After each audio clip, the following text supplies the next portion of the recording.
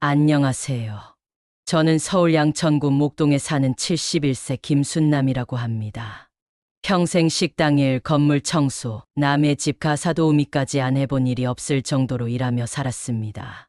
그렇게 모은 돈으로 운 좋게 작은 3층짜리 건물 하나를 갖게 됐고, 지금은 그 건물 관리하며 혼자 살고 있습니다. 요즘은 하루도 그냥 넘기기 아깝다는 생각에 새벽부터 일어나 빗자루 들고 건물 복도를 돌곤 합니다. 힘들 땐 이게 다 우리 아들 잘 되라고 한 짓이지 하며 스스로 다독였지요. 그 아들이 올해 결혼을 앞두고 예쁜 여자친구를 집에 데려왔습니다. 처음엔 얼굴도 곱고 말도 곱길래 참 바르게 자라나가시구나 싶었습니다. 그런데 그날 그 아이가 제 앞에서 했던 말이 아직도 귀에서 떠나질 않습니다. 이봐요. 여기 왜 이렇게 더럽죠? 관리인은 뭐 하는 거예요? 그 말이 제 가슴에 비수처럼 꽂히던 순간, 그 아이는 제가 그 집 건물주라는 사실은 꿈에도 몰랐겠지요. 그저 복도 청소하고 있던 제가 자신이 무시해도 되는 청소부로밖에 안 보였던 겁니다. 저는 그날 한참을 말없이 서 있었습니다. 입을 열면 감정이 터질까봐 차라리 모른 척 눈을 피했습니다. 그 일이 있고부터 마음 한쪽이 편치 않았습니다. 저 아이가 정말 내 아들하고 결혼해도 되는 사람일까? 그런 생각이 하루에도 몇 번씩 들고, 또 그런 제가 괜한 오해를 하는 건 아닐까 자책도 했습니다. 하지만요, 그날 이후 들은 또 다른 이야기들과 봐서는 안 될 장면을 보고 나서 저도 더 이상 가만히 있을 수 없겠더라고요. 지금부터 그 이야기를 차근차근 해보려 합니다.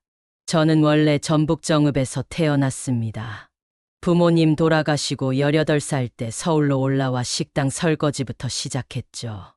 형편이 어려워 중학교도 채 마치지 못한 채 일찌감치 생계 전선에 뛰어들어야 했습니다. 처음 서울로 올라왔을 땐 고시원에서 살며 새벽 시장에 나가 채소를 옮기고, 낮엔 식당에 나가고 밤에는 분식집 청소를 했습니다. 그때는 하루에 3시간만 자도 기운이 넘쳤어요. 젊으니까요. 그리고 무엇보다 살아야 했으니까요. 결혼도 참 평범하게 했습니다. 같은 시장에서 일하던 남편과 소박한 전셋집 하나 얻어 시작했죠. 가진 건 없었지만 한평생 성실하게만 살면 우리 아들은 잘 자랄 거라 믿었습니다. 아들을 낳고 나서는 제 삶의 중심이 완전히 바뀌었어요. 남편이 일찍 세상을 떠난 뒤부터는 아들 하나 바라보며 그야말로 악착같이 살았습니다. 남들이 주말에 쉬고 명절에 고향 내려갈 때도 저는 항상 남의 집에 청소하러 다녔습니다. 명절에는 우리 집도 명절인데라는 말 입 밖에 낸 적 한 번 없습니다. 남편 없이 어린 아들 데리고 살자니 세상은 더 야박해졌고, 그럴수록 저는 웃으며 말했습니다. 괜찮아. 이 고생이 다 너한텐 복이 될 거야. 그렇게 40년이 흘렀습니다. 어느덧 제 통장에는 조금씩 돈이 쌓였고, 식당 주인이 은퇴하며 건물 팔겠다는 말을 들었을 땐 그동안 모아둔 전 재산을 걸었죠. 작고 낡은 3층짜리 건물, 사람들은 요즘 누가 이런 데 투자하냐 했지만 저한테는 제 평생을 쏟아부은 보람이자 아들에게 남겨줄 단 하나의 자산이었습니다.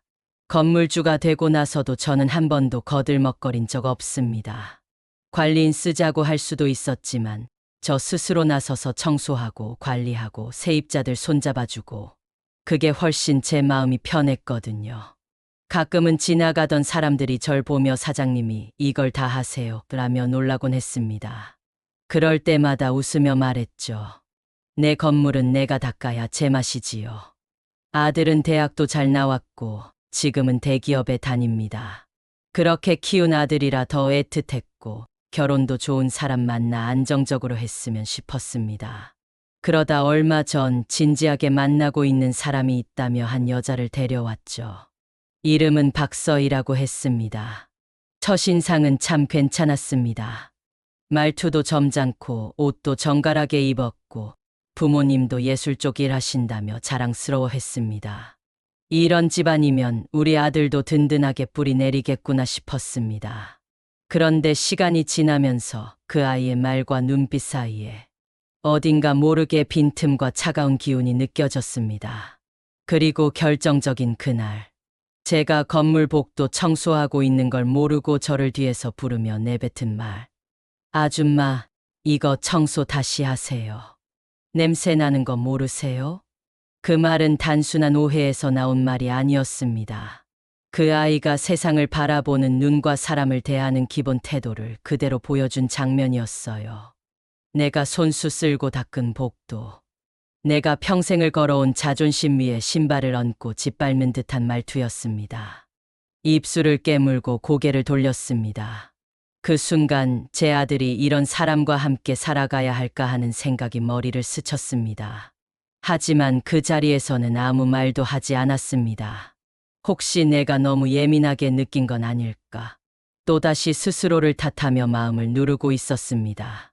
그런데 시간이 흐를수록 그 아이의 이중적인 태도는 점점 더 명확해졌고 무언가 결정적인 걸 확인해야겠다는 생각이 들었습니다.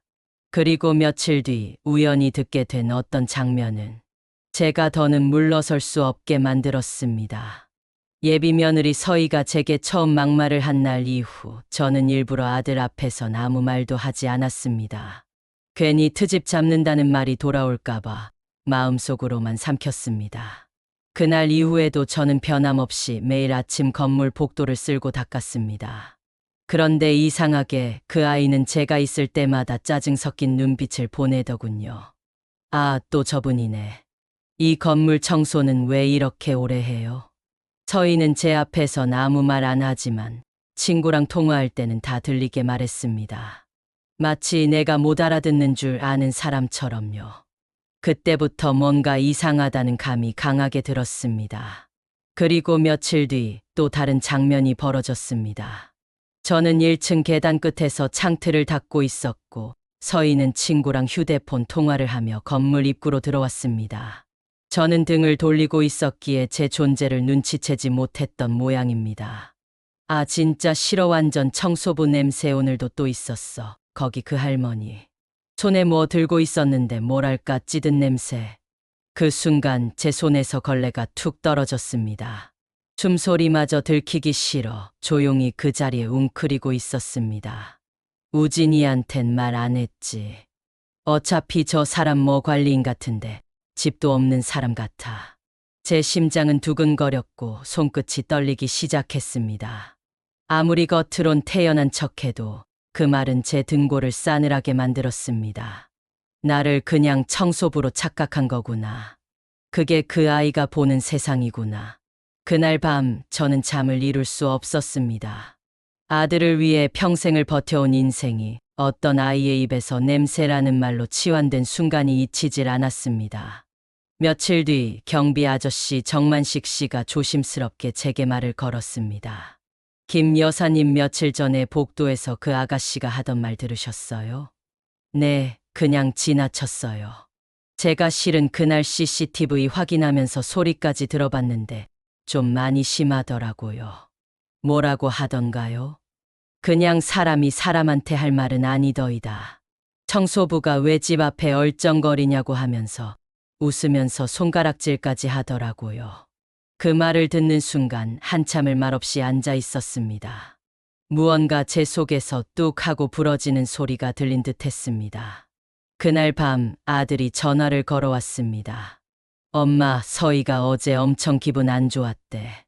건물에 청소하시는 분이 너무 지저분해서 불쾌했다고.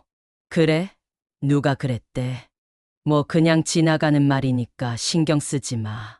근데 혹시 관리인 교체 생각은 안 해봤어? 그 순간 마음속 깊은 곳에서 솟구치는 감정이 있었습니다. 그 아이가 아들 앞에서도 이런 말을 하는구나. 내가 청소부라는 설정을 아들에게도 밀어붙이려는 거구나. 입안이 바짝 말랐습니다. 우진아, 너 혹시 그 청소부가 누군지 알아? 엄마도 몇 번 봤지. 그분 나이 많으신 여자분이래. 어떤 날은 시장 가방 들고 다니고 좀 안 어울리는 사람이라던데. 제 입술이 천천히 열렸습니다. 그게 나야. 뭐, 그 관리인, 그 청소부. 그게 나라고, 내 엄마. 아들의 말이 끊겼습니다. 전화기 너머로 아무 소리도 들리지 않았습니다. 잠시 후 아주 작고 당황스러운 목소리가 들려왔습니다. 엄마, 그게 무슨 말이야? 나는 이 건물 주인이자 이 건물의 청소부야. 여태 내가 말한 그 사람, 그게 바로 엄마야. 서희는 몰랐을 거야. 그럴 리가. 몰랐으니까 그따위로 말한 거겠지. 그날 아들은 아무 말도 못하고 전화를 끊었습니다. 다음 날 서희는 아무렇지도 않게 집에 찾아와 웃으며 말했습니다. 어머님, 이번 주말에 웨딩홀 투어 가기로 했어요. 저희도 시간 좀 내야죠. 그 웃음 속에서 저는 결심했습니다. 이 아이가 어떤 사람인지 누구보다 제 아들에게 똑똑히 보여줘야겠다고. 이제 그 아이의 진짜 모습을 세상 밖으로 꺼낼 차례라는 걸.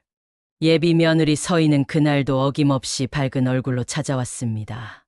아무 일도 없었다는 듯 입에선 어머님 하며 달콤한 말이 흘러나왔지만 그 아이가 저를 바라보는 눈빛은 더 이상 숨기지 않는 불편함 그 자체였습니다. 어머님, 오늘은 입주민분들 불편 없으셨어요? 제가 며칠 전에 들어보니까 관리가 조금 미흡하다는 얘기가 있던데 저는 그 말의 속뜻을 단박에 알 수 있었습니다. 관리 미흡이라는 말은 다름 아닌 저에게 향한 비난이었고 그걸 예의 있는 말투로 둘러쳐 아들 앞에서 문제 삼겠다는 의도였죠. 그날 저녁 아들과 셋이 식사 자리에서 서희는 또 말했습니다. 어머님, 혹시 저기 청소하시는 분은 오래 일하신 분이에요? 얼마 전에 저희 집 친구가 올라오다가 좀 놀랐다고 하더라고요. 아들은 고개를 갸웃하며 물었습니다. 놀라긴 왜? 아니 그분이 너무 낡은 옷에 손이 좀 까매서. 요즘은 다 위생에 예민하잖아요. 청소도 관리니까요. 그 말에 수저를 내려놓고 싶었지만 꾹 참았습니다. 입안이 말라서 국물을 들이켰고 국물 맛이 하나도 느껴지지 않았습니다. 그분이 누군지 알면서 그런 말 하는 거니? 제가 담담히 묻자 서희는 애써 웃는 얼굴로 말했습니다. 어머님, 저는 그냥 위생 말씀드린 거예요. 기분 나쁘셨다면 죄송해요. 그 표정, 그 말투. 기분 나쁘셨어요? 죄송해요라는 식의 정제된 무례함.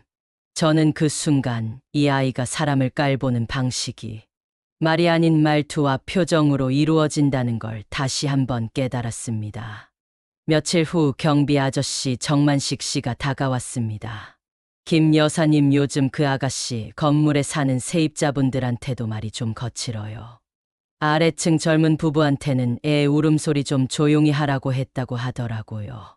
그 아이가 그런 말도 해요? 네. 지가 뭐라도 된 듯이 여기 어른들이 사는 공간이니 예의 좀 지켜라면서요. 그분들 완전 당황해서 이사 고민하신다더군요. 그 얘기를 들은 순간 제가 지켜왔던 건물의 분위기가 그 아이 하나로 무너지는 기분이 들었습니다. 그리고 며칠 후 결정적인 일이 벌어졌습니다. 저는 청소를 하러 2층 복도에 올라가 있었습니다. 그런데 계단 아래에서 서희가 통화하는 소리가 들렸습니다.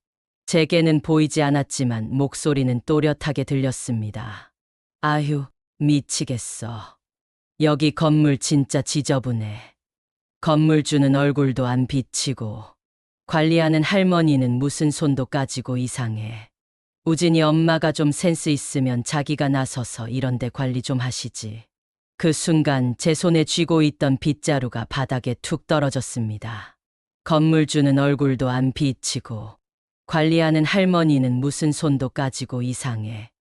저는 그 두 사람 모두니까요.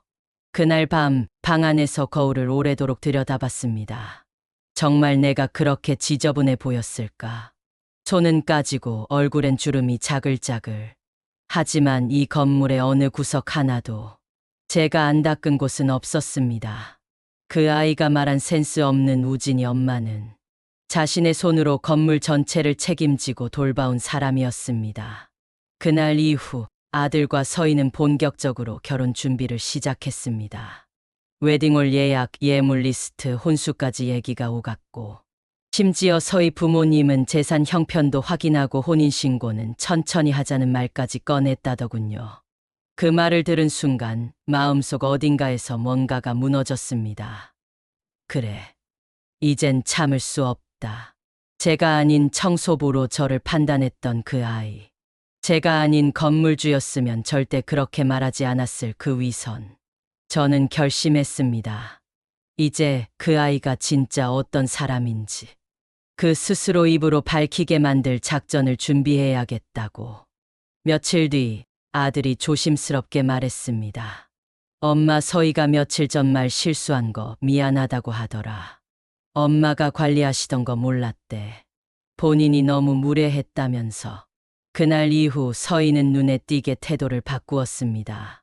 건물에 올 때마다 밝은 미소를 지었고 저를 보면 손부터 내밀며 말했습니다. 어머님, 지난번에 제 말이 너무 경솔했죠. 제가 요즘 스트레스가 많았어요. 정말 죄송해요. 그 말이 거짓이라는 확신은 없었습니다. 하지만 그 아이가 눈빛까지 바뀌진 않았다는 사실은 분명했습니다. 눈은 사람의 본심을 말해주거든요. 그래도 저는 고개를 끄덕이며 대답했습니다. 그래, 사람 살다 보면 실수할 수도 있지. 앞으론 말보다 마음이 먼저 닿았으면 좋겠구나. 서희는 고개를 숙이며 네 하고 대답했지만 입꼬리는 어딘가 알 수 없는 얄미운 곡선을 그리고 있었습니다. 그날 저녁 식탁에 둘러앉은 자리에서 아들은 조심스럽게 예비 신혼집 이야기를 꺼냈습니다. 엄마, 우리가 결혼하면 일단 신혼은 저기 건물 3층에서 시작해보려 해. 서희도 출퇴근에 무리가 없고 관리도 엄마가 계시니까 마음 편할 것 같고. 저는 잠시 말이 막혔습니다. 내가 닦고 관리하고 숨 쉬며 살아온 공간. 그곳에 저 아이가 들어온다고? 그래, 그건 내가 결정할 일이니까. 단, 이 건물은 내 앞으로 넘어갈 생각은 하지 말아라. 내 이름으로 시작된 거니까 내 손으로 마무리할 거다. 아들은 고개를 끄덕였고 서희는 옆에서 조용히 컵을 쥐었습니다. 그 작은 손동작 하나에서 이해할 수 없는 불편함이 묻어났습니다. 며칠 뒤 저는 일부러 서희와 단둘이 커피를 마실 자리를 만들었습니다. 조용한 카페 구석에서 저는 말을 꺼냈습니다. 서희야, 아들이 너 많이 좋아하더라. 나도 너랑 잘 지내고 싶고.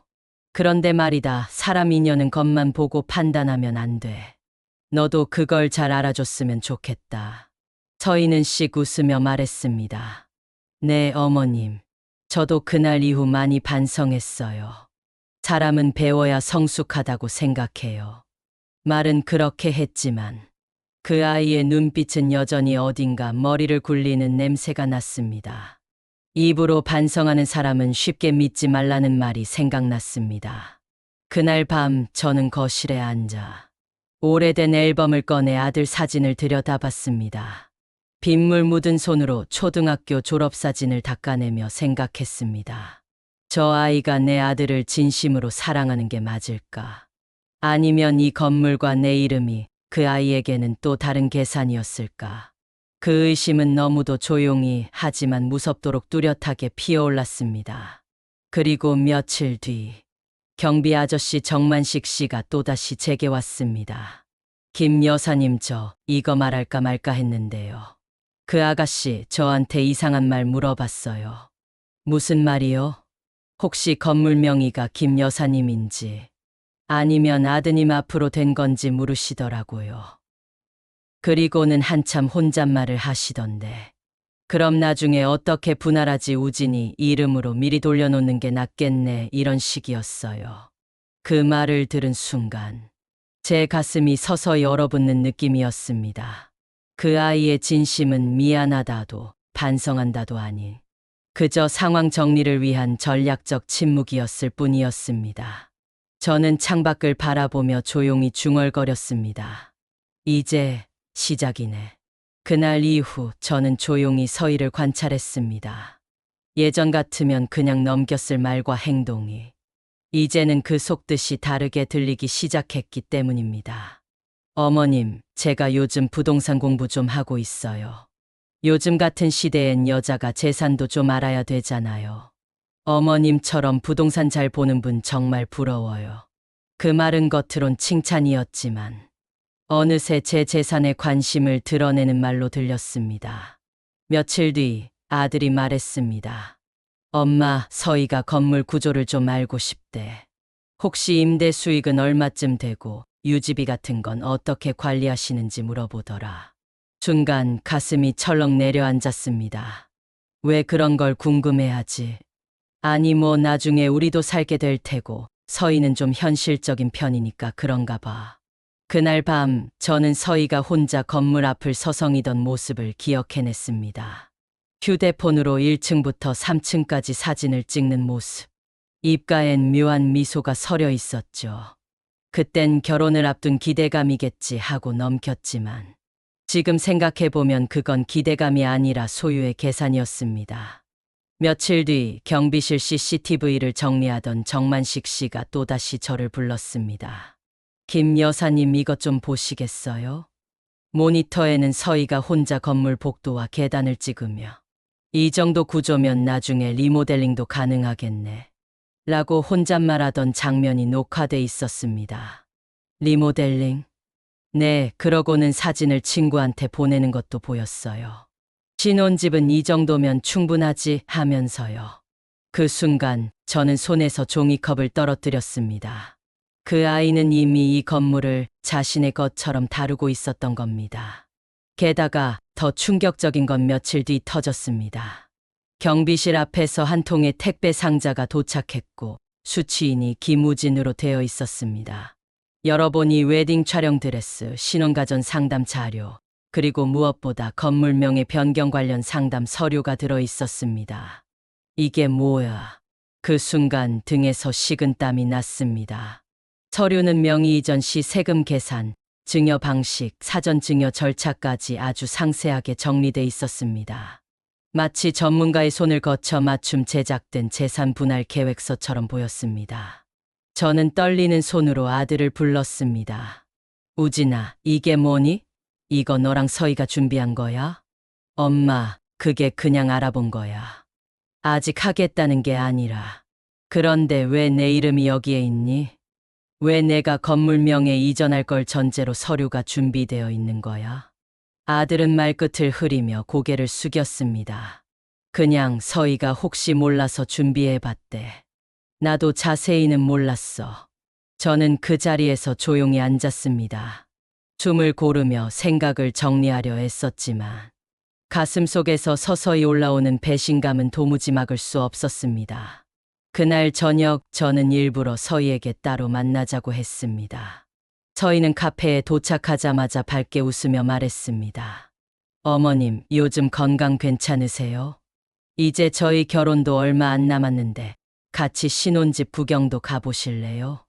저는 그녀의 눈을 똑바로 쳐다보며 물었습니다. 서희야, 혹시 우리 건물 내 이름으로 옮길 생각 있었니? 서희는 한참을 멈칫하더니 고개를 갸웃하며 웃었습니다. 어머님, 왜 그런 말씀을 하세요? 저 그런 거 관심 없어요. 그냥 우진이랑 저랑 미래 계획을 좀 상의한 거지. 그 말투, 그 눈빛. 저는 확신했습니다. 이 아이는 지금까지 제 마음을, 제 믿음을, 그리고 제 아들을 이용하고 있던 겁니다. 그날 밤 저는 결심했습니다. 더 이상은 이대로 둘 수 없다고. 이 아이가 진짜 어떤 사람인지 모두에게 낱낱이 보여줘야 한다고. 그리고 제 안에서 아주 오랜만에 차가운 각오가 하나씩 서려오기 시작했습니다. 그날 이후 저는 하루하루가 조용한 전쟁 같았습니다. 말은 아끼고 표정은 평온을 가장했지만 속으로는 조용히 서희의 말과 행동을 다 기록하고 있었습니다. 경비 아저씨 정만식 씨는 제 눈치를 살피더니 조심스레 제게 종이 한 장을 건넸습니다. 이거 그 아가씨가 관리비 고지서 복사해달라고 해서 복도에서 떨어뜨린 겁니다. 그 종이에는 세입자 호실별 임대료, 내역, 월 유지관리비까지 깨알같이 체크된 표가 적혀 있었습니다. 맨 하단엔 이런 문장이 손글씨로 적혀 있었죠. 현재 수익률 기준 6.8%, 향후 리모델링 시 최대 10.2%까지 확장 가능. 3층은 거주, 2층은 전세월세 전환 검토 요망. 그 순간 온몸에 소름이 돋았습니다. 이 아이는 지금 내가 쌓아온 삶을 수익 구조표로 분석하고 있구나. 저는 조용히 서류를 접어 서랍 안에 넣고 거실 창밖을 오래도록 바라봤습니다. 며칠 뒤 아들은 서희와 함께 찾아와 말했습니다. 엄마, 우리 다음 주에 서희 부모님이랑 식사 자리 좀 해요. 결혼 날짜도 정하고 신혼 계획도 말씀드릴 겸 해서. 저는 고개를 끄덕였습니다. 그래, 식사 자리 좋지. 장소는 내가 준비할게. 그 말에 서희는 잠깐 의아한 표정을 짓더니 금세 미소를 지으며 말했습니다. 어머님이 직접 준비하시면 너무 감사하죠. 기대할게요. 그 기대할게요란 말이 그날따라 가시처럼 박혔습니다. 식사 자리는 제가 아는 조용한 한정식 집으로 잡았습니다. 고즈넉한 분위기에 방음 잘 되는 별실. 그곳에서 저는 서희와 그녀 부모, 제 아들, 그리고 저 5사람이 마주 앉게 했습니다. 식사가 시작된 지 20분쯤 지났을 무렵 서희의 어머니가 조심스럽게 말을 꺼냈습니다. 김 여사님, 저희가 뭐 욕심내는 건 절대 아니고요.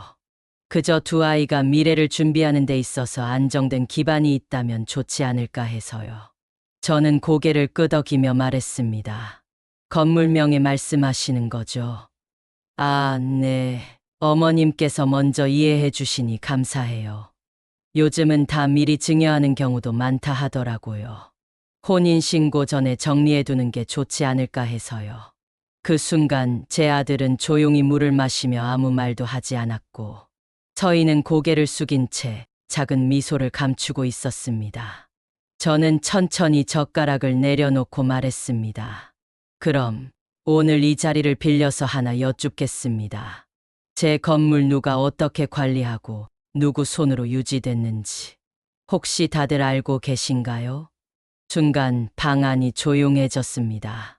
저는 30년을 식당이라고 청소하고 가사도 의미하면서 한 푼 두 푼 모은 돈으로 이 건물을 세웠습니다.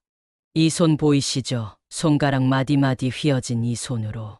전기 고치고 하수구 뚫고 벽 타일 붙이고 직접 다 했습니다. 아들은 고개를 천천히 들었고 서희의 표정이 굳기 시작했습니다. 그런데 어느 날 한 아가씨가 이 건물 앞에서 이렇게 말하더군요.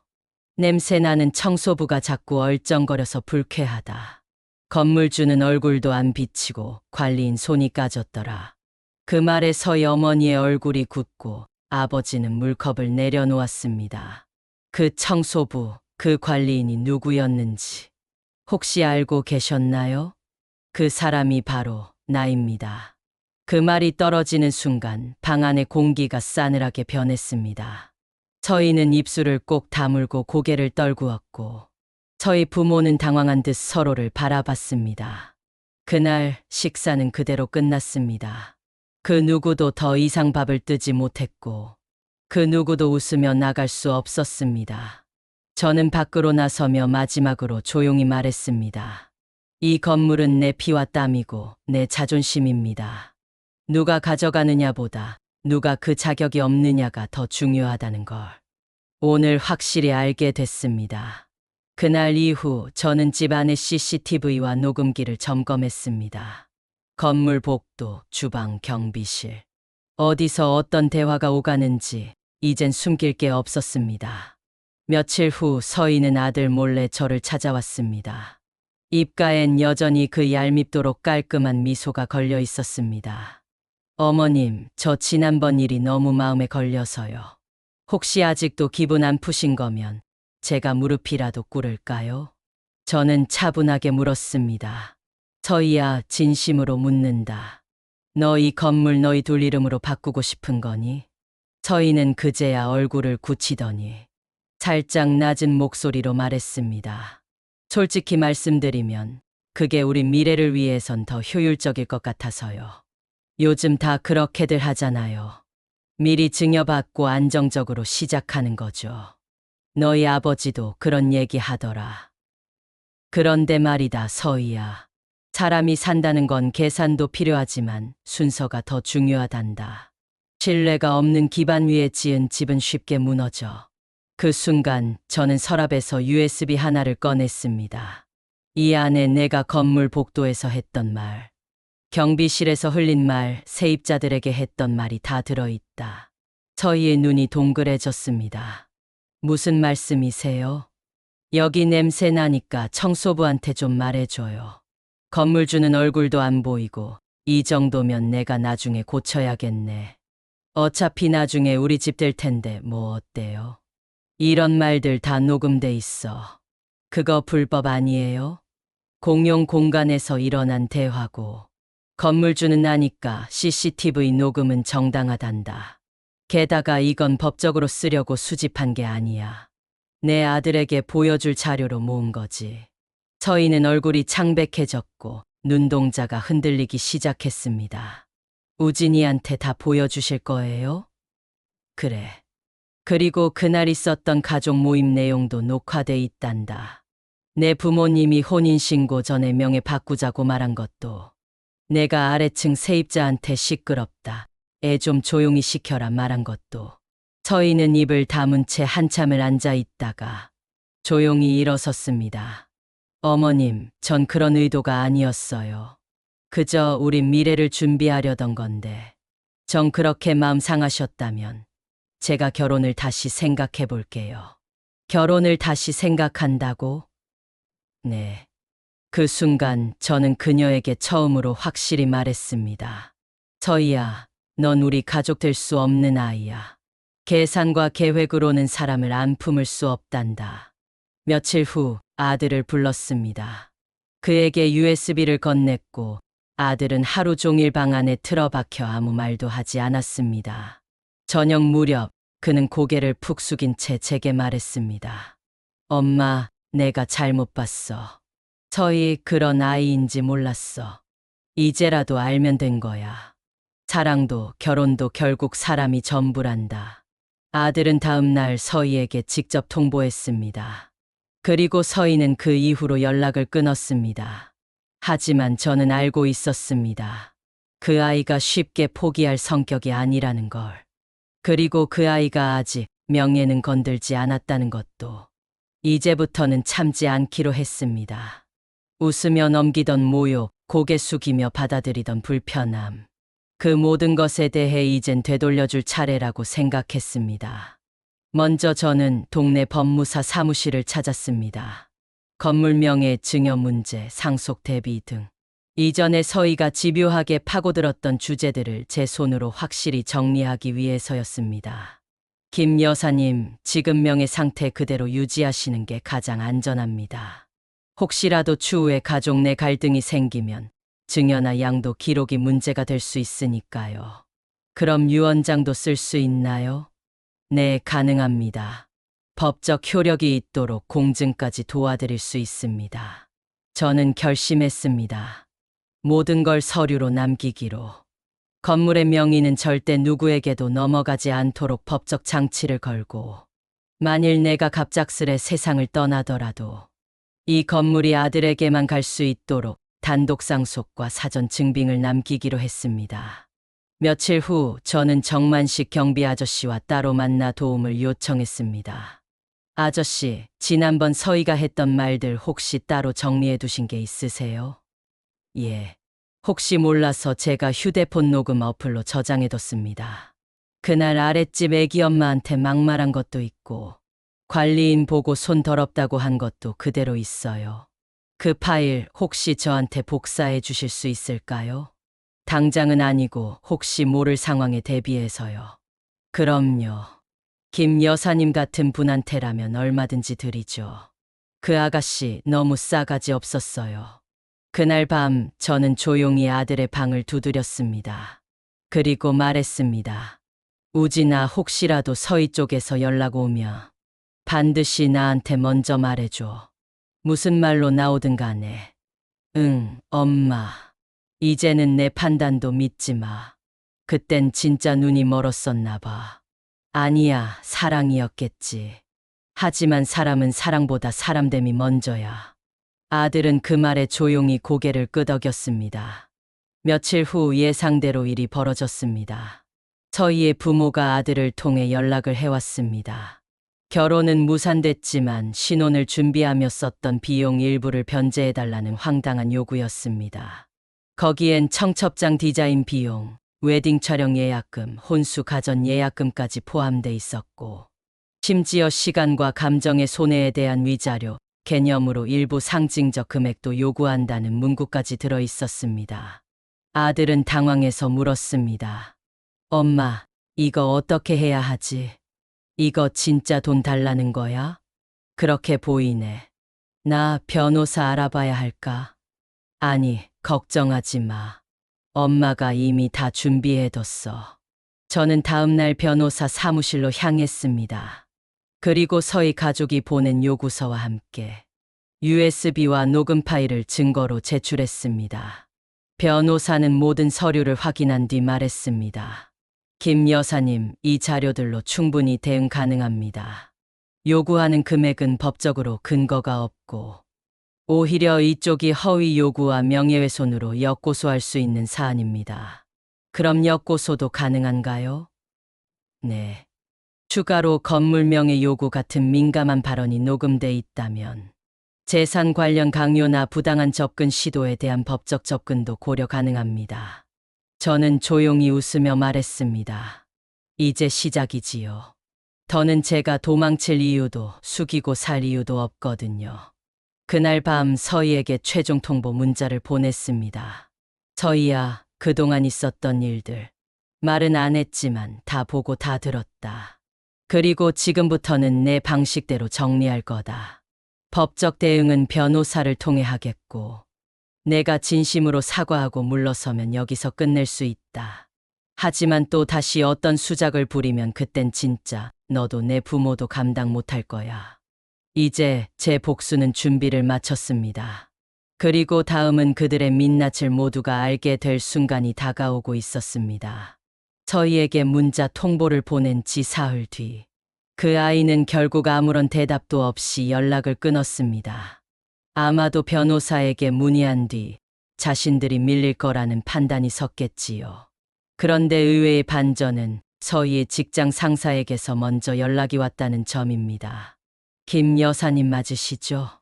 저는 서희 씨 회사의 인사 담당자입니다. 혹시 최근 서희 씨와 관련한 자료를 보셨는지요? 네, 혹시 무슨 일이 생겼나요? 최근에 익명 제보가 하나 들어왔습니다. 내용은 서희 씨가 사적인 관계를 이용해 지인의 건물 정보를 무단으로 조사하고 부당한 접근을 시도했다는 내용입니다. 순간 저는 잠시 망설였지만 결국 조용히 말을 이었습니다. 자료라면 보내드릴 수 있습니다. 다만 그게 회사에 필요한 수준이라면요. 서희는 부동산 관련 업무를 하는 중견건설사의 투자기획팀에서 근무 중이었습니다. 사내 외부 부동산 자산 분석은 엄격하게 기밀 취급되며 개인적 용도로 자료를 활용했다는 사실이 드러나면 중징계는 물론 법적 처벌까지 갈 수 있는 사안이었죠. 며칠 뒤 서희는 회사에서 정직 3개월 징계를 받았다는 소문이 돌았습니다. 그리고 내부 감찰 조사를 받고 있다는 이야기도 들려왔습니다. 그 아이는 결국 자신이 건드리지 말았어야 할 선을 넘은 것이었습니다. 거기서 끝이 아니었습니다. 한 세입자가 저를 찾아와 말했습니다. 김 여사님, 저희 애가 며칠 전부터 유치원 안 가겠다고 울어요. 무슨 일 있으셨어요? 저기 전에 오셨던 예비 며느리 되시는 분 있잖아요. 아이가 계단에서 인사했는데도 대꾸 안 하고 시끄러워 죽겠다면서 애한테 정색을 하더라고요. 그때 녹음은 못 했지만 다른 엄마들도 봤대요.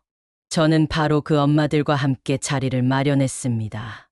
그리고 사실대로 말씀드렸습니다. 이 건물은 제 소중한 인생의 결과입니다. 누구도 함부로 하게 둘 생각 없습니다. 그날 있었던 일들 제가 다 기록했고 정리 중입니다.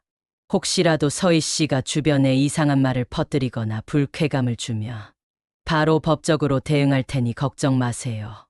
그 말을 들은 몇몇 어머니들은 고개를 끄덕이며 말했습니다. 김 여사님이 직접 챙기신다고 하니 마음이 놓여요. 사실 우리끼리는 그 아가씨 참 이상하다고 얘기 많이 했거든요. 그때 저는 느꼈습니다. 이 건물에서 그리고 이 동네에서 저는 더 이상 혼자가 아니라는 사실을.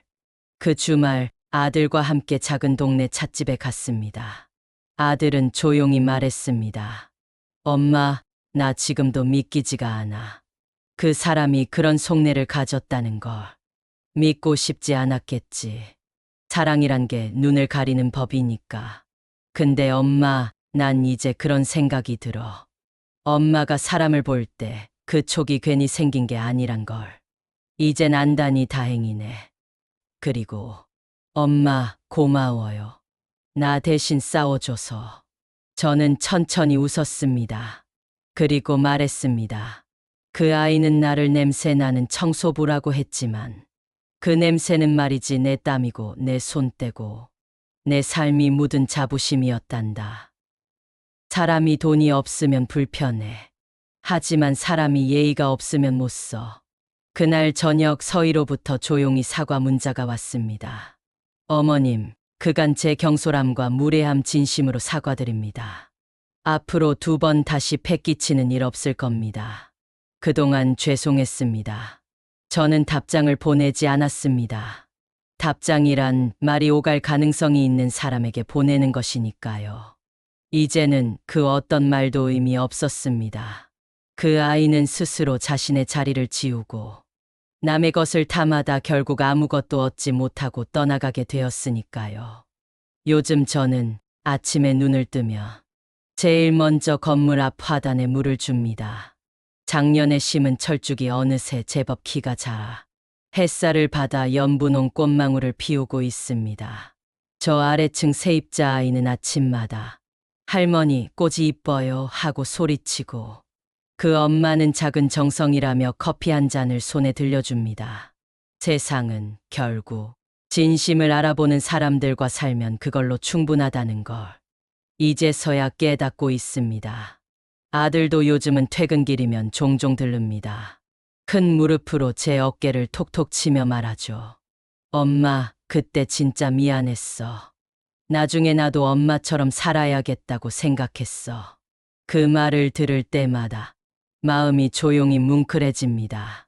사람이 산다는 거, 결국 얼마나 많이 가졌느냐보다 어떤 마음으로 살아왔느냐가 더 중요하다는 사실.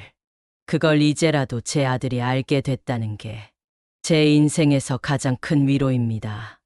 혼자 살아가는 시간이 외롭지는 않습니다. 적적할 때는 작은 일거리를 찾고 가끔은 시장에 가서 장도 보고 동네 경로당에서 만난 친구들과 된장찌개에 웃음꽃도 피웁니다. 그리고 밤이 되면 이 건물 위쪽 옥상에 올라가 서울의 불빛을 가만히 내려다봅니다. 그 불빛을 바라보며 이렇게 생각하곤 합니다. 내가 참 잘 버텼구나. 그리고 잘 살아냈구나. 누군가는 말했지요. 정의는 언젠가 반드시 제자리를 찾는다고. 그 말, 이제는 확신할 수 있습니다. 서희는 더 이상 이곳에 나타나지 않았습니다. 그 아이의 소식은 들려오지 않지만 이제 저는 그리 궁금하지 않습니다.